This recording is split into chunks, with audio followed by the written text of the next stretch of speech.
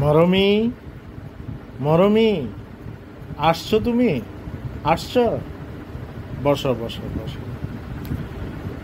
মরমি আয়শা আজকে একেবারে একজ্যাক্ট টাইমে আসছে।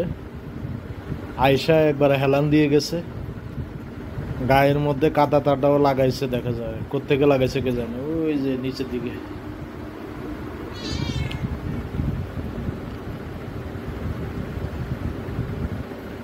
বেশ শান্ত অবস্থা দেখা যাচ্ছে।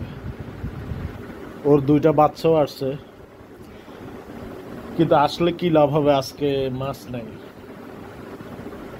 মাছের আমদানি নাই আজকে।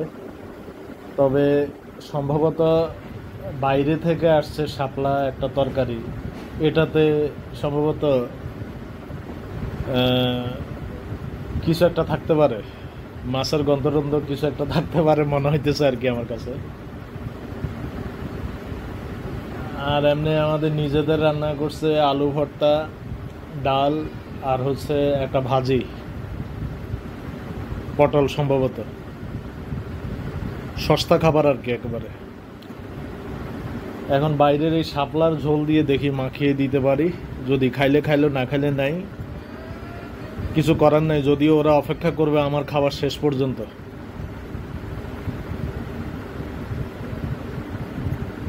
কারণ আজকে যে মাছ নাই এই কথাটা তো ওদেরকে বোঝানো যাবে না কোনোভাবেই, এই আর কি। আসলে বোঝানোটা অনেক কঠিন একটা কাজ। বোঝা যতটা সহজ, বোঝানো তার চেয়ে অনেক বেশি কঠিন একটা কাজ। সবাই তো বুঝে না, সবাই নিজের নিজের নিজের মতো করে বুঝে, অন্যের মতো করে বুঝে না, বা অনেকের মতো করে বুঝে না, বৃহত্তর পরিসরের মতো বুঝে না আর কি। ঝামেলা হয়েছে এই জায়গায়। যেমন ইদানিং ইয়াতে সোশ্যাল মিডিয়াতে একটা তোড়জোড় চলতেছে দেশের জাতীয় সঙ্গীত পরিবর্তনের। এখন সোশ্যাল মিডিয়া হয়ে গেছে কাণ্ডারি, দেশ পরিচালনার কাণ্ডারি। ওই তত্ত্বাবধায়ক সরকার বলেন আর অন্তর্বর্তীকালীন সরকার বলেন, এগুলো আসলে কিছুই না। সামনে ভবিষ্যতে দেখা যাচ্ছে সোশ্যাল মিডিয়া ঠিক করে দিবে দেশ কিভাবে চলবে। যে রকমের ফাজলামি চলতেছে সোশ্যাল মিডিয়া, একজন উসাল একটা তুললে সবাই ওটা নিয়ে নাচে, ওইটার মধ্যে পড়ে যায়। পক্ষ বিপক্ষ তো রইলই, কিন্তু একটা নিয়ে একটা উঠাই দিলে হয়েছে, বাস ওইটা নিয়ে নাচতে থাকবে। বিশেষ গবেষণামূলক প্রশ্নোত্তরের খেলা চলে সোশ্যাল মিডিয়া।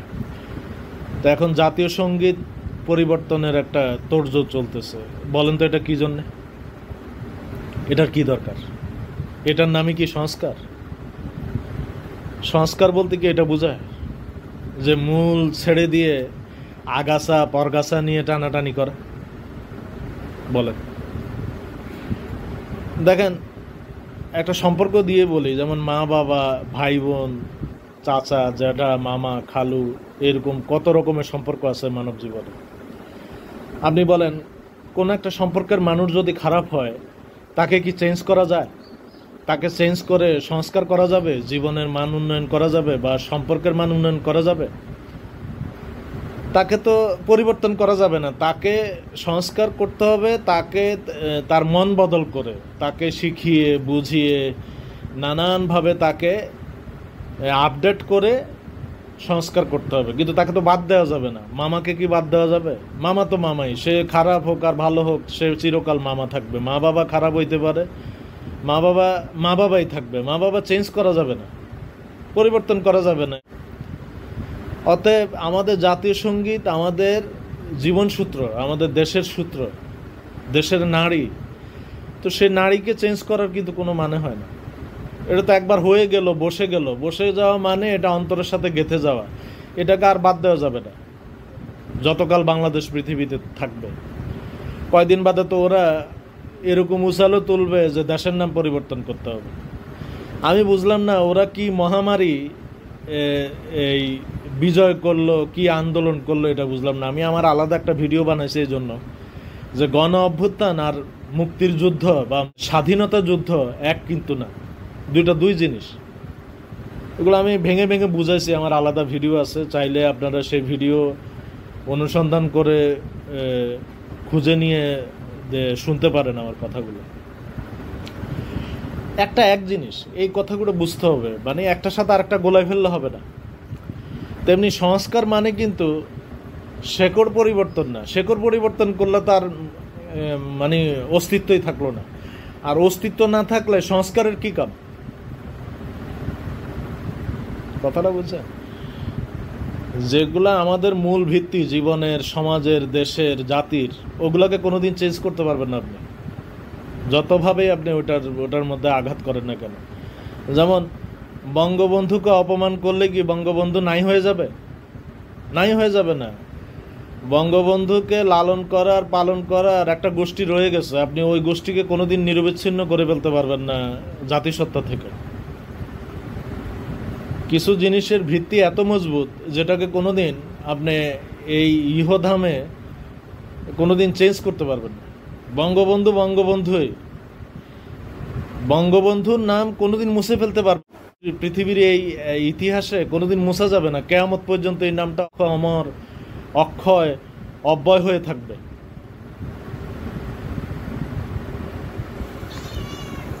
আমাদের মানুষের জ্ঞান বুদ্ধি কম, আসল অভাবটা হয়েছে ওই জায়গায়। আমরা শিক্ষিত হই কিন্তু শিক্ষিত হই না, মানুষ হই কিন্তু মানুষ হই না। প্রকৃত মানুষ এবং প্রকৃত শিক্ষিত হওয়া জরুরি, জ্ঞান অর্জন করা জরুরি। কোন বিষয়টা কি, সেটা কতটুকু যথার্থ, এটা বোঝাটা খুব জরুরি একটা ব্যাপার।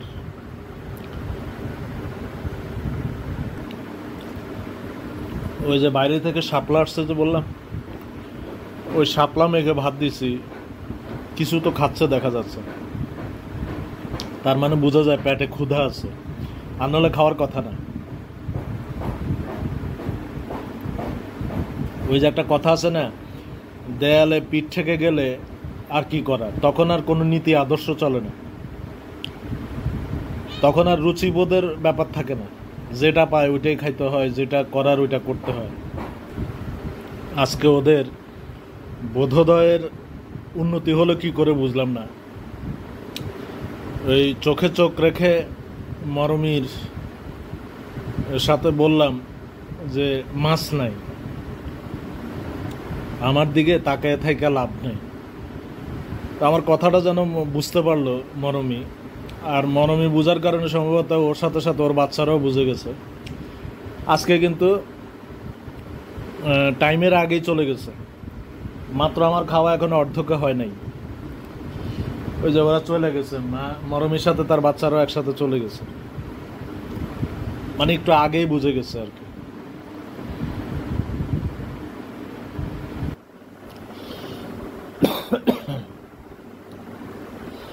আমার খাওয়া শেষ।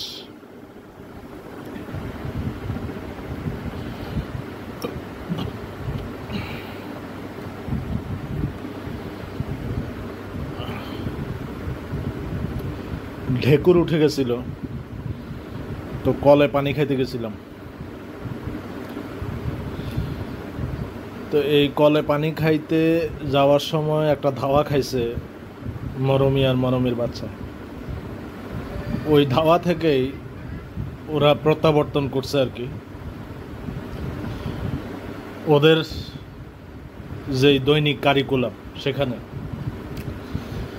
তো এই জন্য দ্বিতীয় দফায় যে ভাতগুলো দিছি এর কিয়দংশই খাওয়া গেছে, আর বেশিরভাগ রয়ে গেছে।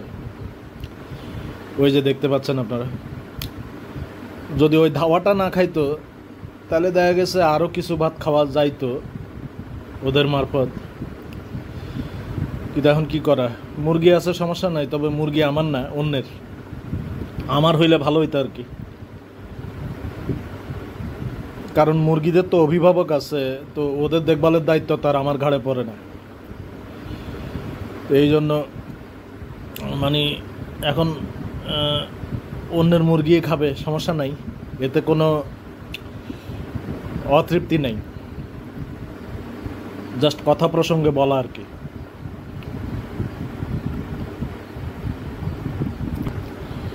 মরমের বাচ্চা একটা আসছে, সম্ভবত ওই সময়ের দুইটার একটা, আবার ফিরে আসছে আর কি।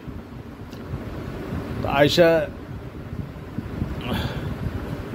ওরা তো নিঃশ্বাস দিয়ে খাবারকে গণ্য করে খাবারটা কি শুদ্ধ না অশুদ্ধ, খাবার উপযুক্ত না অনুপযুক্ত, এটা বিচার করে ওরা নাক দিয়ে,